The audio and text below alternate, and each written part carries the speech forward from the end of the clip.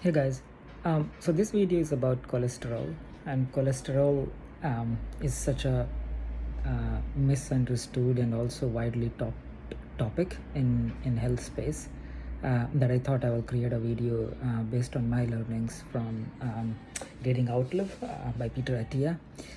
So there are like a couple of concepts here that I'm gonna cover.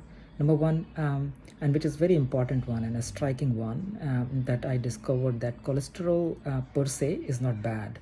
It's critical for human body. It is important to produce some important structures such as cell membranes, hormones such as testosterone, progesterone, estrogen, and cortisol. And all cells, they can synthesize their own cholesterol. However, liver produces and contains about 20% of body's cholesterol. So and this is about cholesterol. The second thing which is widely talked about, that cholesterol is bad. So let's talk about that the cholesterol is not carried in the blood just like a cholesterol molecule.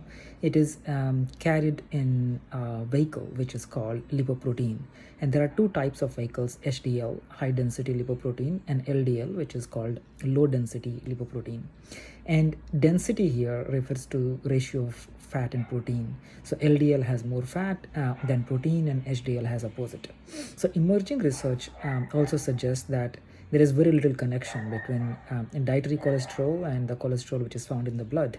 So if you have been kind of avoiding eggs because it has a lot of cholesterol, the good news is that you don't need to do that. Egg is innocent. It's about the body, and it's the density of HDL and LDL which really matters. So now let's talk about how LDL causes problem. So imagine blood vessels are like streets, and there are houses lined up in the vessel, and they have fences or entrance called endothelium. And HDL, the good thing about HDL is that it can enter the endotheliums and it can exit. However, LDLs get stuck inside the endothelium because when they get oxidized, they can't move out. And the more oxidized LDLs remain stuck, they form plaque, and there is even more LDL retention. And these are oxidized LDLs, they stick together in clumps, and this process leads to formation of plaque, and that's how the arteries get smaller, and you can have heart attack or stroke. Now, our body is very intelligent, and it has its own defense system. So it has something called monocytes, which is kind of a bigger white blood cell that enters the sub endothelial places, and it transforms itself into macrophages, which is like Pac-Man or Big Eater. This is just a common term that people use, because this macrophage swallows oxidized LDL and become foamy and soapy.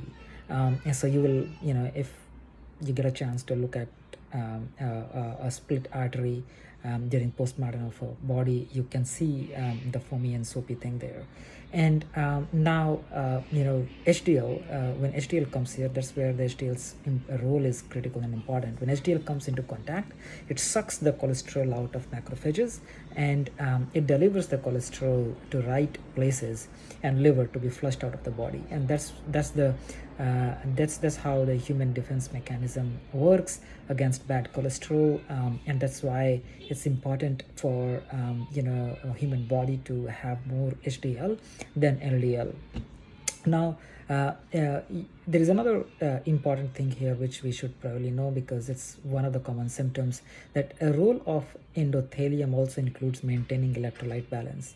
And endothelial issues can cause edema or swelling in legs and other places. I have seen a lot of people who have kidney issues. They also have swelling in legs.